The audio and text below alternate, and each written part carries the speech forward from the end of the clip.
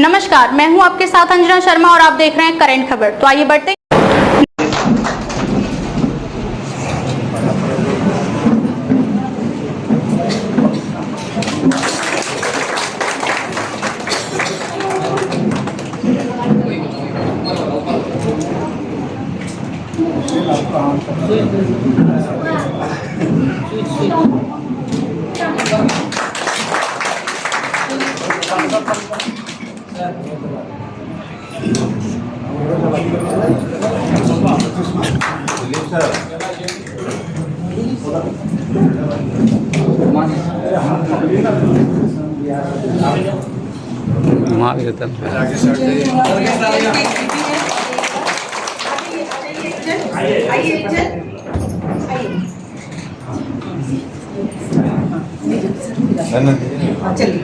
ये दृश्य बहुत ही मनमोहक लग रहा है। हमारे बीच से किसान भी आई और वो दीप प्रज्वलन का कार्य कर रही है। अच्छा ये गाय भैंसों की सेवा में जो दिन रात लगे रहते हैं, धरती के असली धनवान वही पशुपालक होते हैं। दूध से भरते हैं हर घर की थाली, देश की ताकत है ये किसान और पशुपालक निराली।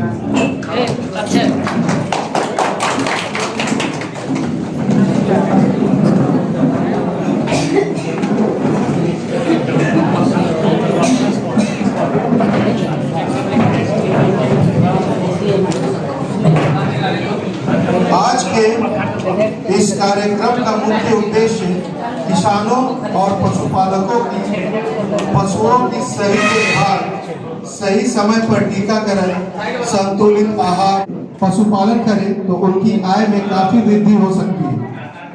तो आज के इस कार्यक्रम का हमारा मुख्य उद्देश्य है पशु रोग नियंत्रण एवं रेबीज उन्मूलन कार्यक्रम। आजकल देखा जा रहा है कि गांव-गांव में किसान बहुत गंभीर बीमारियों के चलते बहुत ज्यादा जूझ रहे हैं और उनको काफी आर्थिक कमी का सामना करना पड़ रहा है। तो आज के इस कार्यक्रम का हमारा जो उद्देश्य है वो एक LSD रोग है, लंपी स्किन डिजीज। ये अभी बहुत ही ज्वलनशील मुद्दा है गांव-गांव में और हर किसान के लिए, क्योंकि लंपी स्किन डिजीज से बहुत आर्थिक हानि का सामना किसानों को करना पड़ता है। और एक और ही ज्वलनशील मुद्दा है जो कि कहा जाता है रेबीज, जिनकी बकरियों को, गायों को कोई भी जंगली जानवर या फिर कुत्ते काट लेते हैं तो उनमें रेबीज होने का खतरा काफी ज्यादा होता है, जिससे भी किसान को काफी आर्थिक हानि का सामना करना पड़ता है। तो अब मैं चाहूंगा हमारे जिला पशुपालन पदाधिकारी डॉक्टर मनोज कुमार सिंह से कि वो इस मंच पर आए और कुछ बातें आप लोगों के बीच रखें।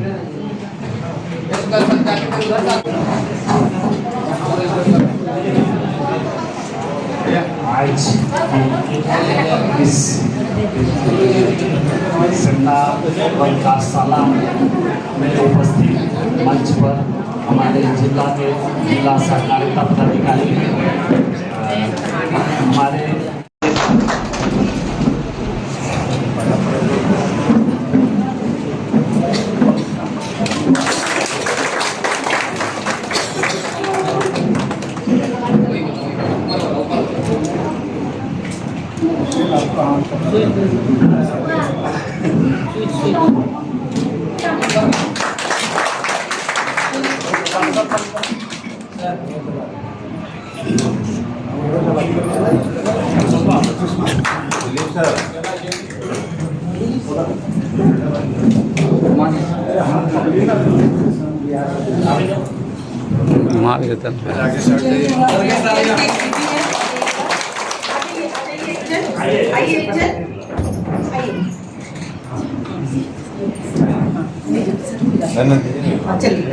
ये दृश्य बहुत ही मनमोहक लग रहा है।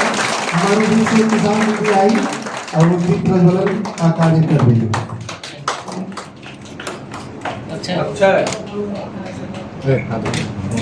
ये गाय भैंसों की सेवा में जो दिन रात लगे रहते हैं, धरती के असली धनवान वही पशुपालक होते हैं।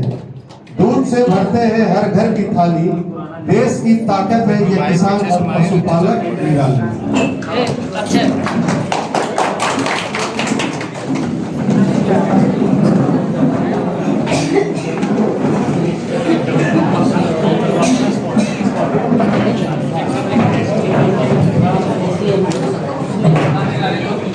आज के इस कार्यक्रम का मुख्य उद्देश्य किसानों और पशुपालकों की पशुओं की सही देखभाल, सही समय पर टीकाकरण, संतुलित आहार, पशुपालन करें तो उनकी आय में काफी वृद्धि हो सकती है।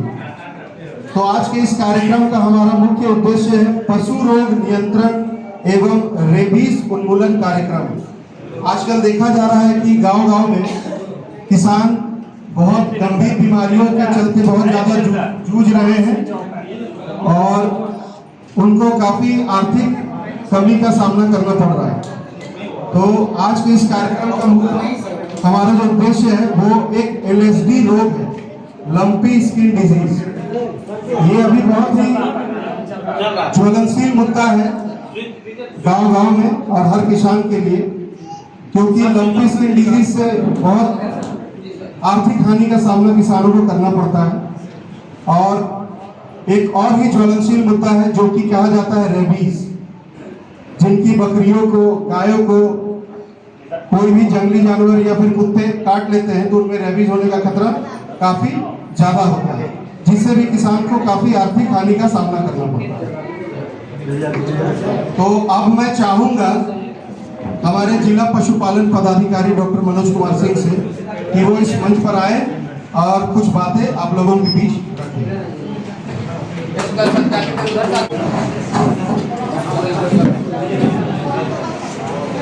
आज इस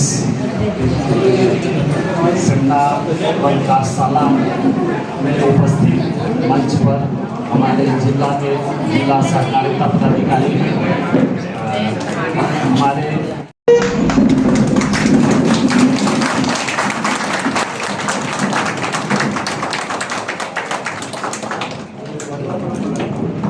आगे से उधर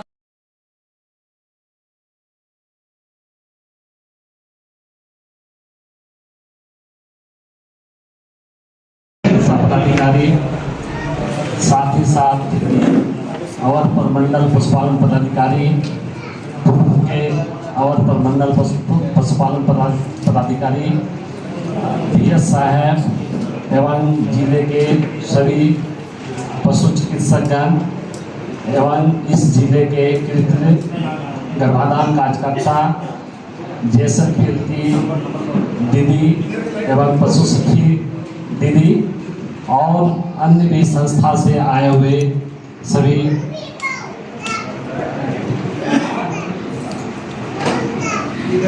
पदाधिकारीगण एवं इस जिले के पशुपालन विभाग के सभी कर्मीगण, सभाओं का मैं एवं मीडिया से आए हुए बंधु, इस सेमिनार कार्यक्रम में सभाओं का मैं हार्दिक अभिनंदन जोहार करता हूँ।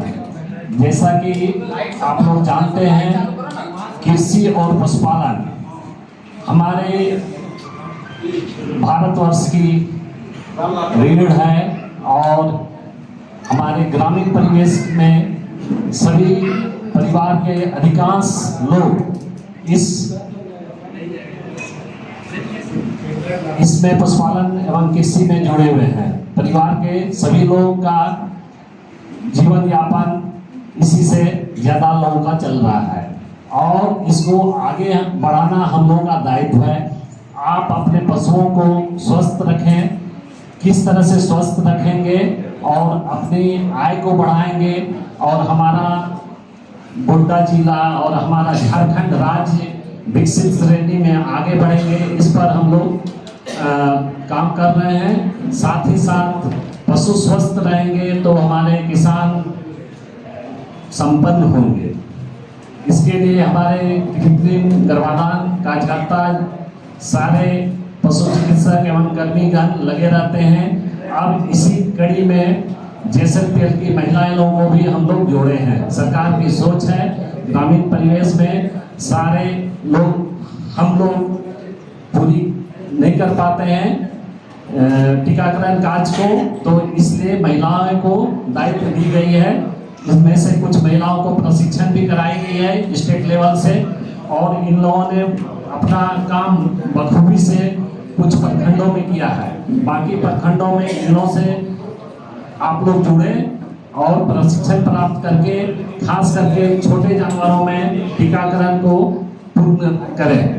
ये मेरी उम्मीद है कि आने वाले वर्षों में आप पशु सखी लोग पशुपालन विभाग को ऊंचाई पर पहुंचाएंगे और ग्रामीण परिवेश की हर परिवार का आर्थिक उन्नति और विकसित झारखंड को आगे बढ़ाएंगे। इसी सोच के से हम लोग कार्यशाला और सेमिनार का कार्यक्रम रखे हैं।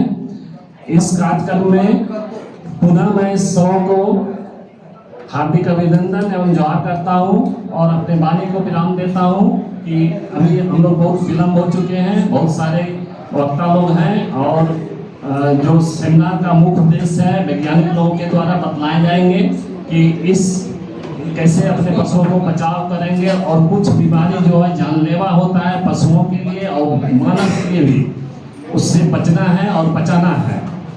बस इन्हीं शब्दों के साथ मैं अपना वाणी को विराम देता हूँ। दीदियों को बहुत ही अच्छी जानकारी दी। अब हमारे बीच उपस्थित है हमारे एक आदरणीय सम्मानित व्यक्ति जो कि वरीय वैज्ञानिक कृषि विज्ञान केंद्र डॉक्टर रवि कुमार सर, इनके लिए जोरदार तालियां हो जाए। इस कार्यक्रम को विलंब ना करते हुए मैं जल्दी से चाहूंगा कि हमारे बीच दिग्विजय कुमार नाग सर आए, जो कि जिला सहकारिता पदाधिकारी गोड्डा है, और आप लोगों के बीच अपनी कुछ बातें रखें। सर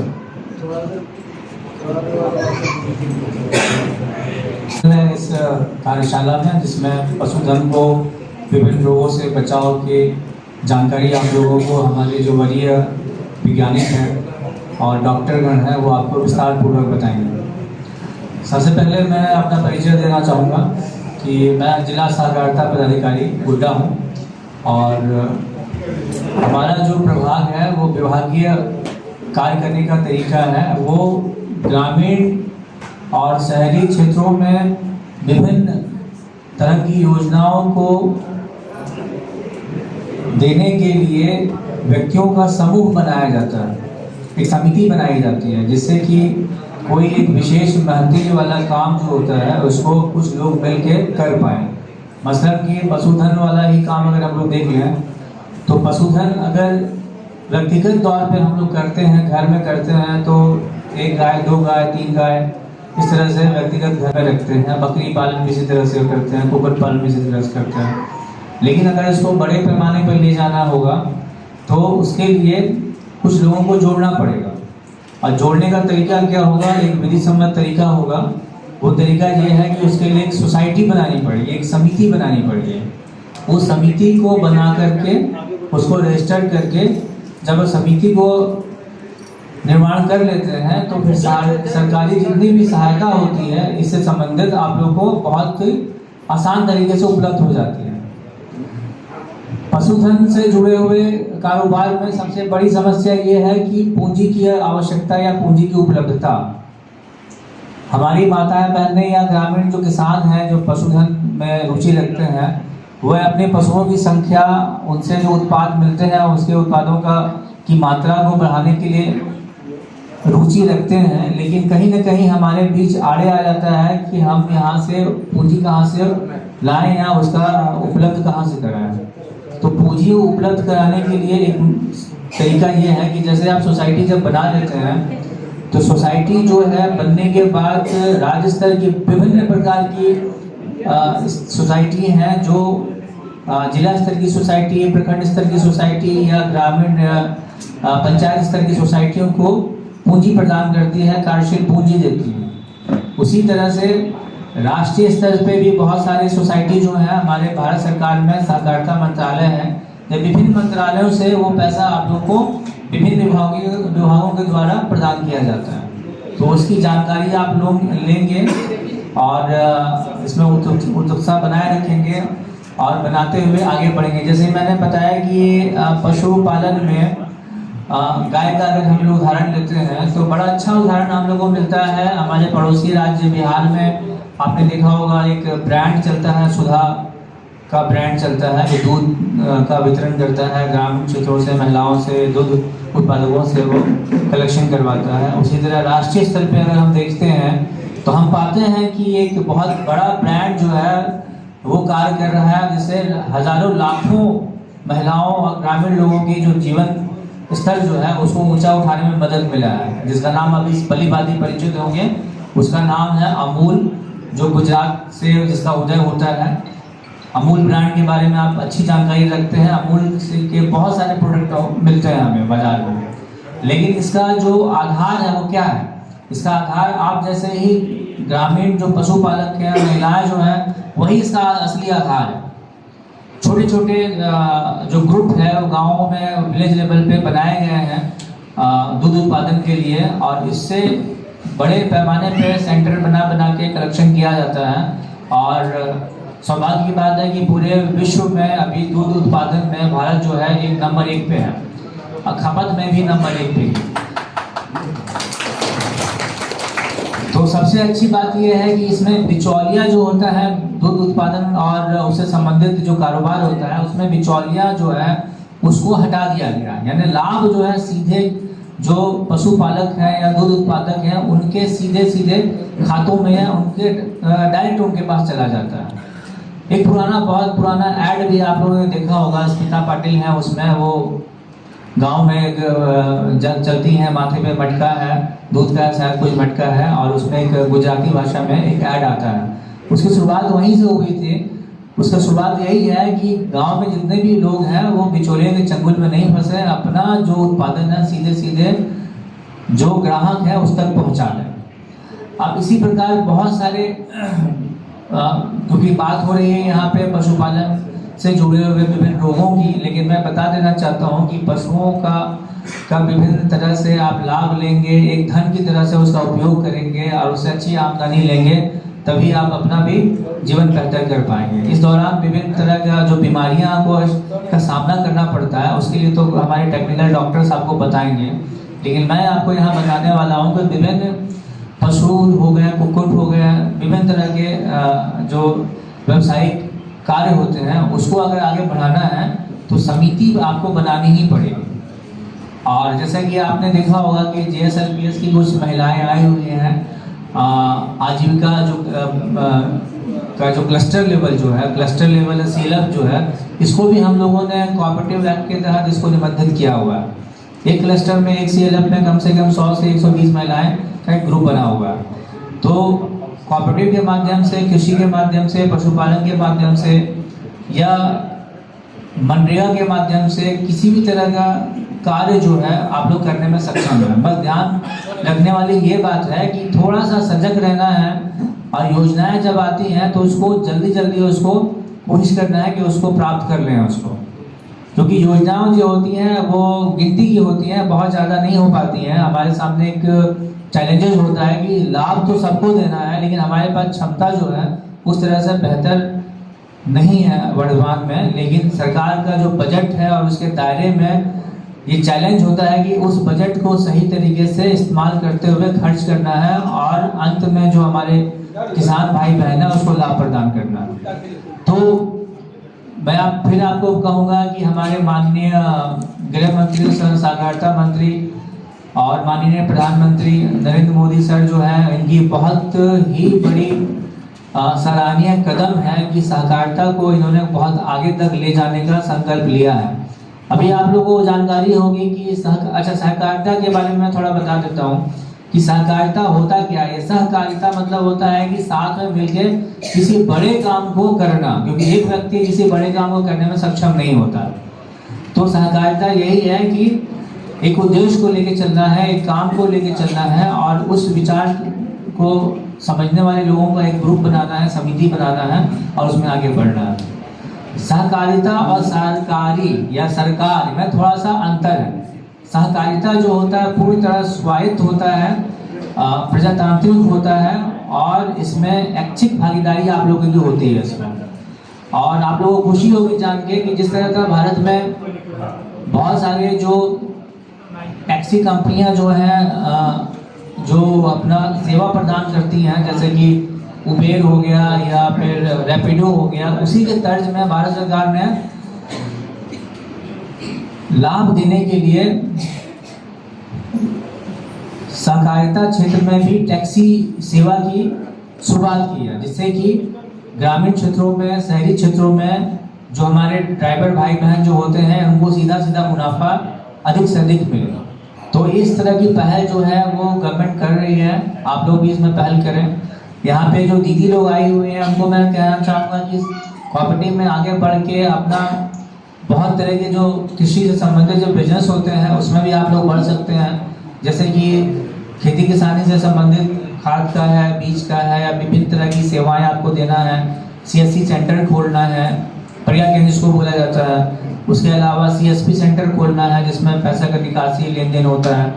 और एक योजना चलती है प्रधानमंत्री किसान समृद्धि योजना चलती है, उसका सेंटर भी आप लोग बना सकते हैं।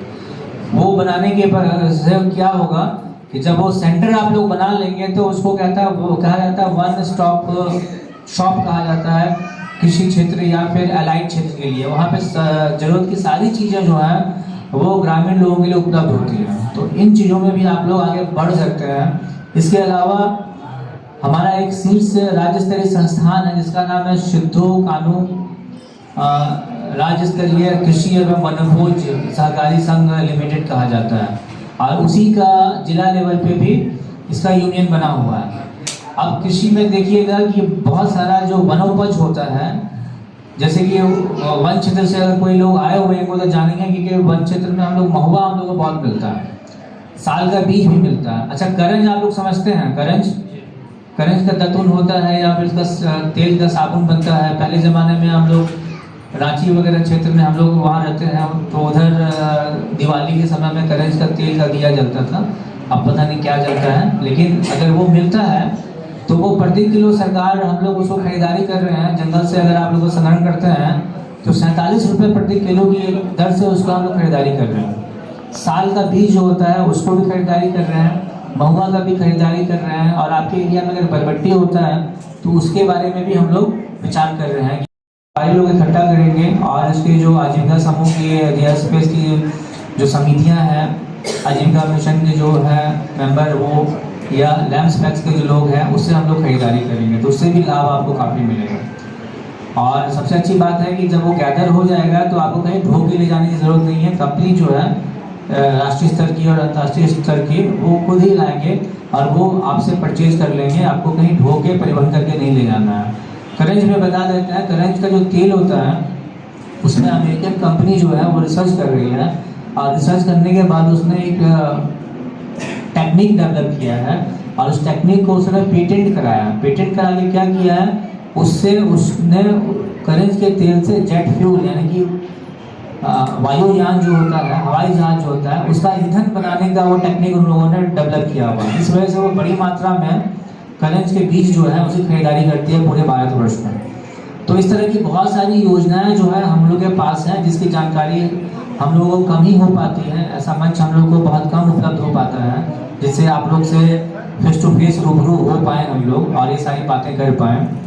तो मैं चाहूँगा कि इन सभी जानकारियों को आप अपने ग्रामीण गांव घर तक ले जाएं, अपने चौपाल में, घर में डिस्कस करें, और जैसे ज़रूरत पड़ेगी वैसे विभाग में आके, दफ्तर में आके आप लोग जानकारी प्राप्त करें। धन्यवाद। जोहार। बहुत ही महत्वपूर्ण जानकारी प्रदान की। अब हम कार्यक्रम को आगे बढ़ाते हुए मैं चाहूँगा कि डॉक्टर मनोज कुमार सिंह सर, हमारे वरीय वैज्ञानिक डॉक्टर रवि सर को एक गमला देकर इस प्रोग्राम में आगे बढ़ाएं और भेंट करें।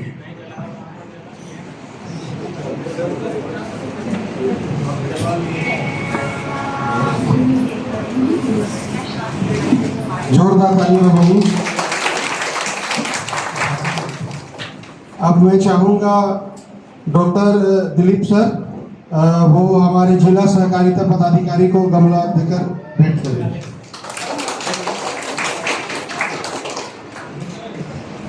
अब मैं पुनः डॉक्टर दिलीप सर से चाहूंगा कि वो हमारे वैज्ञानिक डॉक्टर सतीश सर को गमला देकर भेंट करें।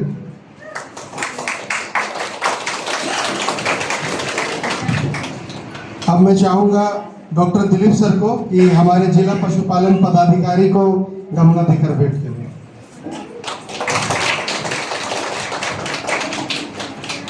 अब मैं चाहूंगा हमारे जिला सहकारिता पदाधिकारी को कि वो हमारे VS सर डॉक्टर दिलीप को गमला देकर भेंट करें।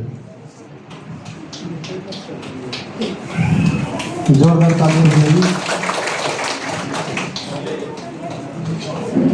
अब मैं चाहूंगा डॉक्टर सुषमा मैम नहीं डॉक्टर निराला सर को कि वो हम अब मैं पुनः डॉक्टर निराला सर से चाहूंगा कि वो हमारे वर्तमान में अवर प्रमंडल पशुपालन पदाधिकारी डॉक्टर अमरेंद्र पांडे सर को गमला देकर भेंट करें।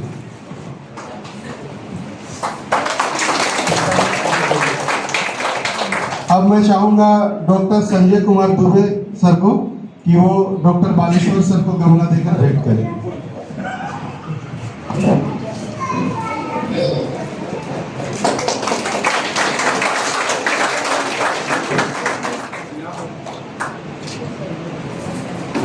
बहुत बहुत धन्यवाद।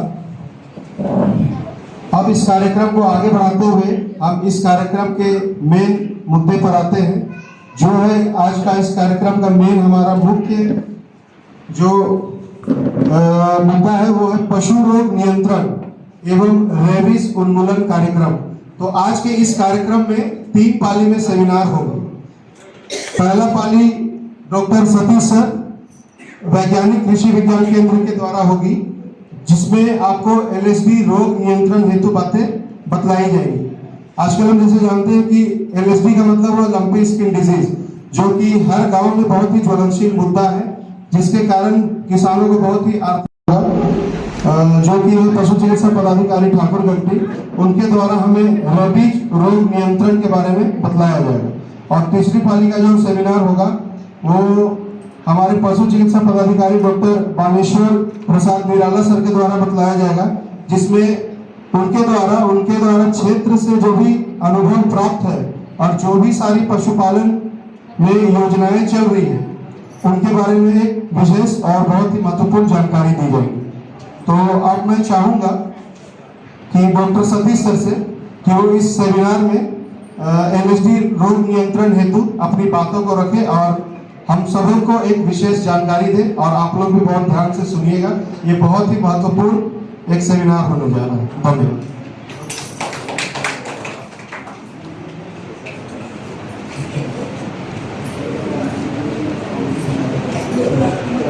अच्छा, अभी थोड़ा सा विलंब और होगा। अब मैं चाहूंगा हमारे वरीय वैज्ञानिक डॉक्टर रवि सर को कि वो आए और अपनी बातों को हम सबके बीच कुछ साझा करें।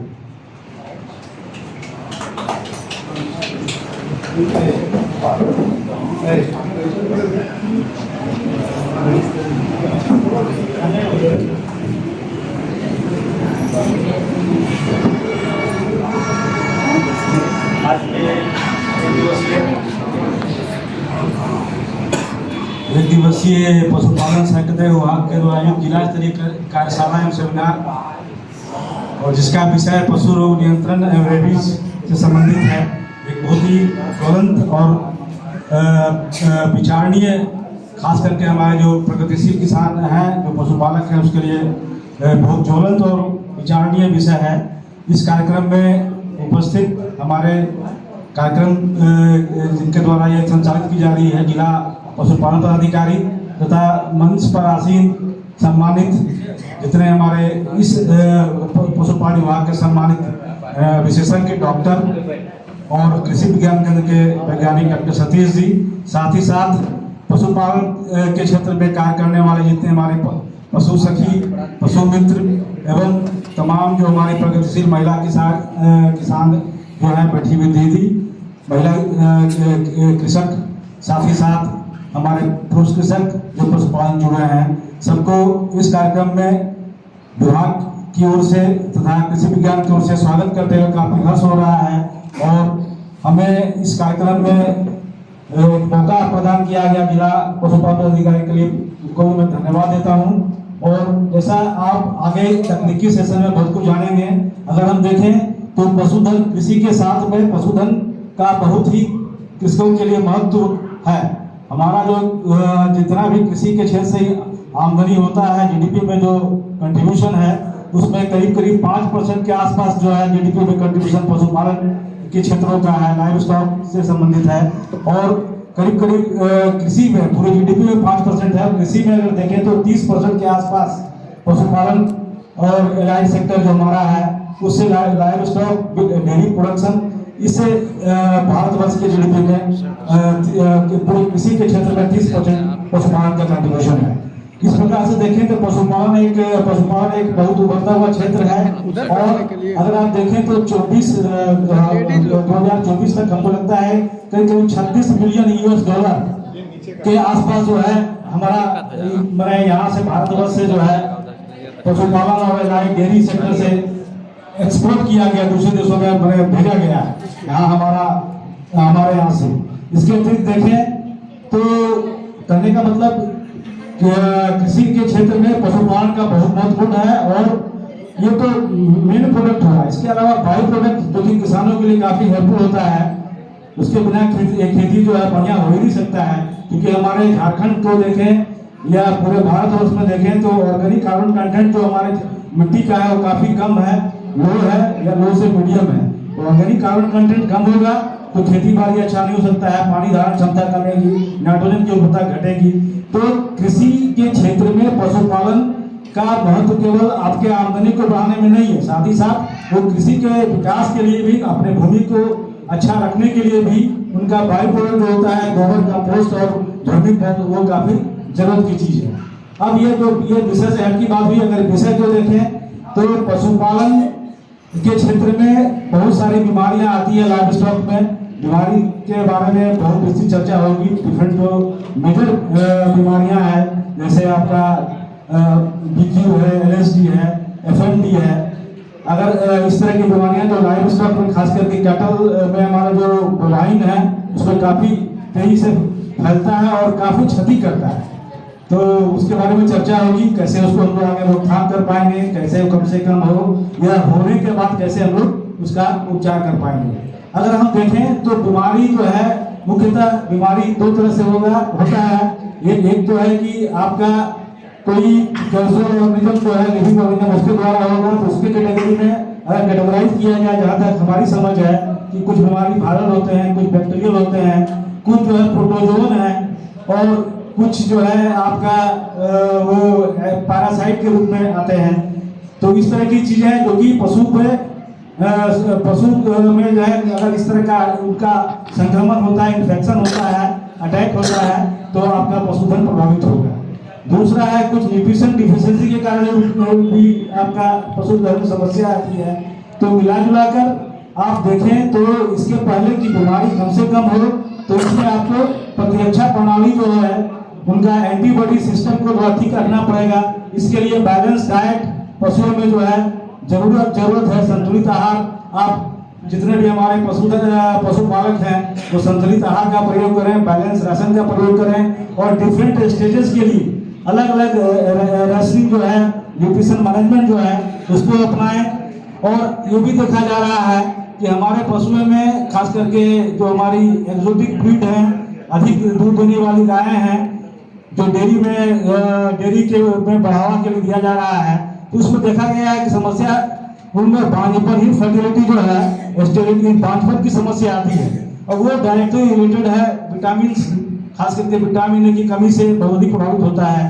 तो कहने का मतलब ये है कि हमारे पशुपालक अगर प्रिवेंटिव मेजर अपनाएं, प्रिवेंटिव मेजर कैसे अपनाएंगे, बहुत सारा इन्फेक्शन डिजीज के लिए टीकाकरण जरूरी है, वायरल डिजीज और बैक्टीरियल डिजीज के लिए टीकाकरण जो हमारा है, अगर टीकाकरण अपनाएंगे तो निश्चित तौर पर आपको जो है बीमारी की समस्या से कम जूझना पड़ेगा। अगर टीकाकरण नहीं अपनाएंगे तो वो सब बीमारियां होंगी तो आपको काफी परेशानियां होंगी, खर्चे होंगी और पशुधन हमारा कमजोर होगा।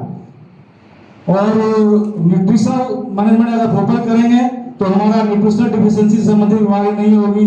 जैसे अब कैल्शियम से भी बहुत हमारा मिल्किंग इफेक्ट होता है, मिल्क फीवर जो है, तो इसका हम विशेषज्ञ नहीं है, लेकिन हमको जो बात हल्का फुल्की जो आउटलाइन हमारे दिमाग में था वो रखे। और पोषण में आप निश्चित तौर पर हरा चारा का प्रयोग करें। हरा चारा अगर प्रयोग नहीं करेंगे तो बहुत सारी समस्याएं आएंगी। हमारे जो पशुपालक हैं वो हरे चारे पर फोकस नहीं करते हैं। तो हरा चारा जो है अपने पशुधन के अनुसार ये निर्धारित करें कि हमको जो पर डे जितना हरा चारा रिक्वायरमेंट है उसका हम लोग हरा चारा अपने जो है अपने क्षेत्र में, अपने खेतों में, अपने घरों में ग्रो करें। उसके लिए हरा चारा में बहुत तरह का हरा चारा है। पेरिनियल हरा चारा होता है, उसके अतिरिक्त अगर देखिए सीजनल हरा चारा है तो आप सीजनल हरा चारा को अपनाएं, पेरिनियल हरा चारा को अपनाएं।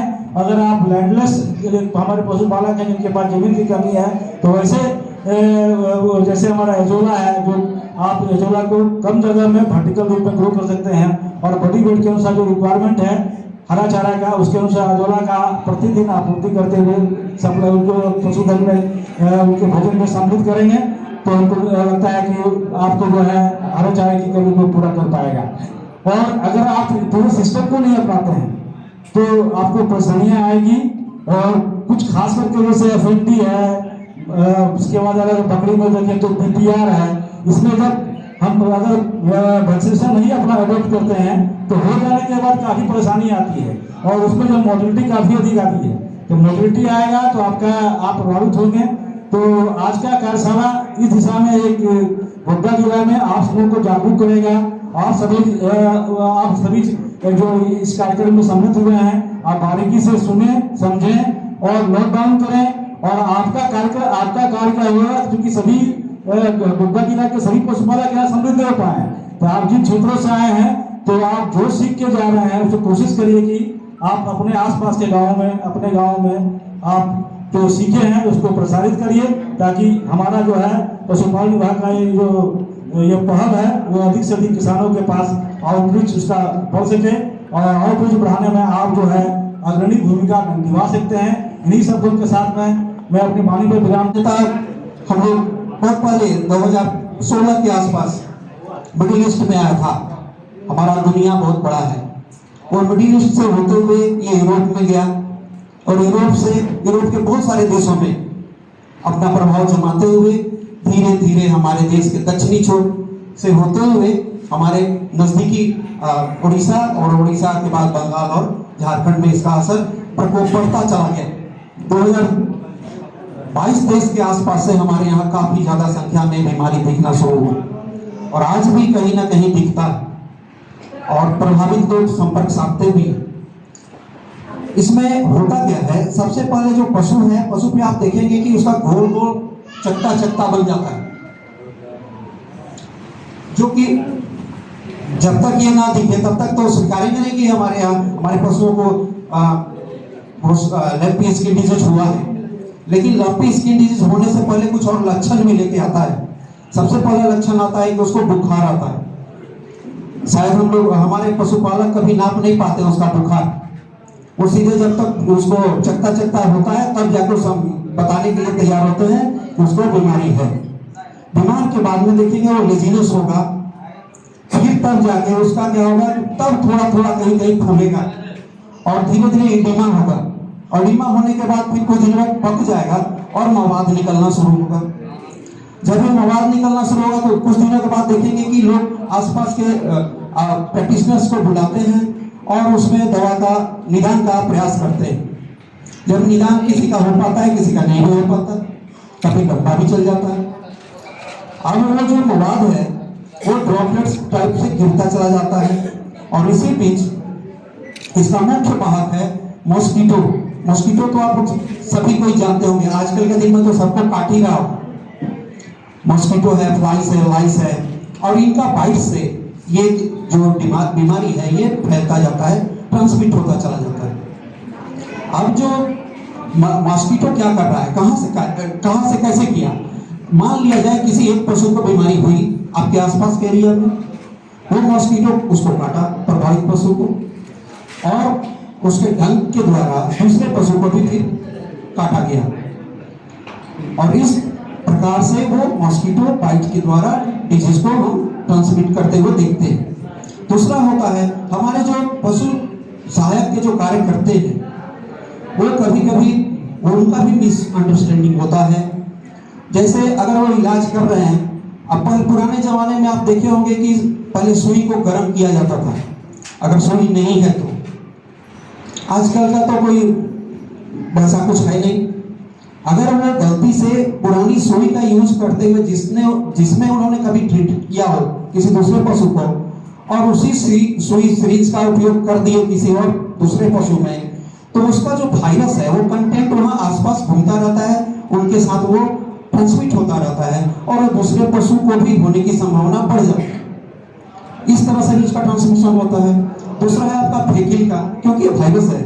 आप यदि किसी का इलाज करने गए, आपका गाड़ी वहीं तक गया है, वो वायरस आसपास में मूव कर रहा है, चाहे आपका गाड़ी हो या किसी और का गाड़ी हो, उस गाड़ी में वो बैठा हुआ है। अब वो जैसे उसको सस्पेक्टेड एनिमल मिला उस एरिया में, जिस एरिया में आप दूसरे एरिया में गए, वो वहां पर वो एक्टिव हो जाएगा और फिर वहां पर वही कहीं ना कहीं एक दो सिम्टम्स किसी और पशु में आएगा। उसके बाद फिर वही पशु को कोई दूसरा मच्छर काटेगा जो बहुत तेजी से उसको स्प्रेड अप करेगा। तो इससे बचने के इस तरह का जो कल्चर है, थोड़ा सा हम लोग को सावधानी बरतना होगा कि हम लोग को नए सिरिंज और सुई का प्रयोग हर जगह जहाँ ट्रीटमेंट करें वहाँ करना होगा। ये सभी के लिए जरूरी है। दूसरा, इसके लिए अगर सबसे अच्छा कहा जाए तो स्वच्छता सबसे बढ़िया उपाय है, क्योंकि हमारे गांव में स्वच्छता नहीं रहता। स्वच्छता अभियान भी चलता है भारत सरकार का। हम लोग का स्वच्छता कैसे नहीं होता इसको समझाने का एक तरीका हम आपको बता रहे हैं। हमारे जितने पशु हैं गोबर करते हैं, चाहे गाय हो, बकरी हो, सुअर हो या और कोई पशु, सभी पशुओं का जो मल मूत्र त्यागा हुआ रहता है, इसको हम लोग यत्र तत्र फेंकते रहते हैं। परिणाम ये होता है कि वहाँ ये जो गंदगी है, जिसको आप सोच रहे थे कि हम साल भर एक जगह फेंकेंगे और हमारा ये गोबर जो हमारा खाद बन जाएगा और फिर हम उसको खेत में ट्रांसफर कर देंगे, वो उतना आप कर नहीं पाते, या उतना लंबा समय जो होता है उसी में गलती से ये वायरस भी पनपता रहता है। बॉडी में कंटेंट के तौर पे कहीं ना कहीं स्टोर किया रहता है और फिर वो धीरे धीरे करके फैलाता रहता है। तो अगर हम बचने का दूसरा उपाय के तौर पर सोचें, सबसे अच्छा होगा कि जितना भी आपके पास गोबर होता है सबको आप वर्मी कंपोस्ट बनाने का प्लान करिए, क्योंकि आज का दिन में कोई ऐसा बहुत कम आदमी होगा जिसके पास बहुत जमीन है, टाइम नहीं मिल पा रहा है कि अपने जो घर में वो समय नहीं दे पाए। लोगों के पास छोटा जो पशुपालन अक्सर छोटे जोत वाले करते हैं, जिनके पास जमीन काफी कम होती है वो पशुपालन का कार्य ज्यादा करते हैं, और जब उनके पास तो समय जरूर होता है तो जो पशु का जो मल मूत्र त्यागा हुआ है, जो इधर उधर फेंका हुआ है, उसको कम से कम कंपोस्ट बनाने का प्रोसीजर अपना ले। और कंपोस्ट बनाएंगे तो उसे उनके खेत को भी ज्यादा लाभ होगा, और जहाँ वो कंपोस्ट जो अपना पुरानी विधि से कर रहे थे तो 1 साल में पा रहे थे, यहाँ पर वो 45 से 90 दिन के बीच में ही वो केचुआ खाद बना के अपने खेतों में, चाहे पानी में या फिर अपना धान का खेत में या जो मेजर अपना प्रोडक्शन लेते हैं उसमें अगर यूटिलाइज करें तो हमारी खेत की उर्वरा शक्ति भी बनी रहेगी और हमारे पशुओं में बीमारी भी कम पनपेगा। एक हमने प्रिवेंटिव तौर पे ये आप लोगों को सुझाव दिया।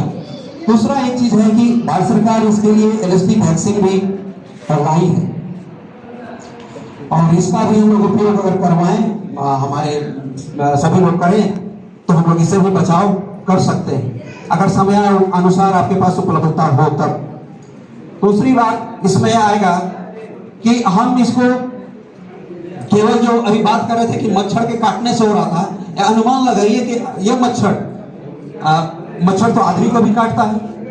शायद कोई मन में सोच रहा होगा कि पशु को तो काटा वही मच्छर तो आदमी को भी काटता है, तो आदमी को LSD क्यों नहीं होता?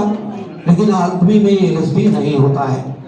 लेकिन आपको अनुभव होगा कि जब आदमी को कोई मच्छर काटता है तो आप वहां पर नोचते होंगे, खुजलाते होंगे। सेम सिचुएशन हमारे पशुओं के साथ होता है। वो भी जैसे ही मच्छर काटा वो अपने शरीर को रगड़ने के लिए प्रयास करता है, इधर उधर कहीं ना कहीं रगड़ता है, और रगड़ने के बाद से ही वो इडिमा यानी सूजन जो है आपको देखने को मिलता है। तो बेहतर होगा कि हम लोग थोड़ा, सबसे अच्छा होगा कि स्वच्छता अपनाएं और स्वच्छता के साथ साथ अपने पशु एक चिकित्सा प्रोग्राम को लागू करना, immunoglobins, oral vaccine, monoclonal antibody cocktails, vaccine quality test, इन पर भारी भरकम खर्च कर रही है। नेक्स्ट। ये देखेंगे आप वायरस, जो ये वायरस है इसका शेप देखिए आप लोग, इसका शेप बुलेट शेप का होता है, बंदूक की गोली की तरह होता है और ये बहुत माइक्रोस्कोपिक होता है, आंखों से नहीं दिखता है, इसको माइक्रोस्कोप की सहायता से ही देखते हैं। बुलेट शेप कर रखा है, गोली की आकार का कर रखा है। जब ये कुत्ते के द्वारा काटा जाता है, पैर में काटा, इस वायरस में एक कवरिंग दिख रहा होगा, एक खोल दिख रहा होगा आपको बाहर। रेबीज के केस में आपको बार बार बोला जाता है कि साबुन से धोएं। साबुन कौन सा? नहाने वाला लाइफबॉय, डेटॉल या लक्स पियर्स, कुछ भी हो सकता है, किसी भी साबुन से घाव होने के 1 से 2 मिनट के भीतर भीतर आपको धुलना है। जितना जल्दी हो उतना बढ़िया, देर करेंगे गंभीर समस्या होगी। कई बार बहाना होता है कि हमारे पास टीका नहीं है, अब हम क्या करें, लेकिन मैं आप लोगों को बता दूं, रेबीज का वायरस सोप से, साबुन से बहुत गंभीर रूप से डैमेज होता है। इसका जो बाहर का खोल दिख रहा है वो तुरंत आप 10 से 15 मिनट तक साबुन लगा के रखिए और रनिंग टैप वाटर पानी से लगातार धोते रहिए। नल के नीचे हाथ रखिए, जहां जो घाव हुआ है वहां पे साबुन लगाते रहिए, धोते रहिए। जब आप 10 से 15 मिनट धुल लेंगे, 99% चांसेस है वायरस वहीं मर जाएगा, अगर घाव बहुत गहरा नहीं है। तो ये प्राथमिक उपचार आप लोग अपने घर पर आसानी से कर सकते हैं, चाहे मनुष्यों चाहे पशुओं, सब में ये कॉमन है। आपको साबुन से धुलना ही है। समय क्या है? घाव होने के 1 से 2 मिनट के बाद जितना जल्दी हो सके उतना जल्दी धुलें और 10 से 15 मिनट तक धुलें। ये नहीं कि आपने साबुन लगाया, धुला और भाग गए, 10 से 15 मिनट तक धुलना है। ये बहुत इफेक्टिव मेजर है रेबीज का। नेक्स्ट, रेबीज की जो वैक्सीन है वो 2 डिग्री सेंटीग्रेड से लेके 8 डिग्री सेंटीग्रेड तक स्टोर की जाती है। प्रायः ये अब केस फील्ड से आ रहे हैं। वैक्सीन लगने के बाद भी बीमारी लोगों में हो जा रही है, स्पेशली ह्यूमंस में। उसका कारण ये है कि टेम्परेचर प्रॉपर जो हमारे मेडिकल स्टोर है वो मेंटेन नहीं रखते हैं। इसलिए रेबीज का वैक्सीन आधिकारिक जगहों से लें, या तो आप सरकारी अस्पताल से लीजिए या जिले का जो सबसे बड़ा फार्मा मेडिकल है उससे लीजिए। समझ रहे हैं ना आप? सस्ती दुकानों से आप वैक्सीन प्रोक्योर करेंगे तो ये संभव है कि कोल्ड चेन मेंटेन नहीं होगी। कोल्ड चेन मेंटेन नहीं होगी तो वैक्सीन लगाने के बाद भी केस हो जाएगा। इसे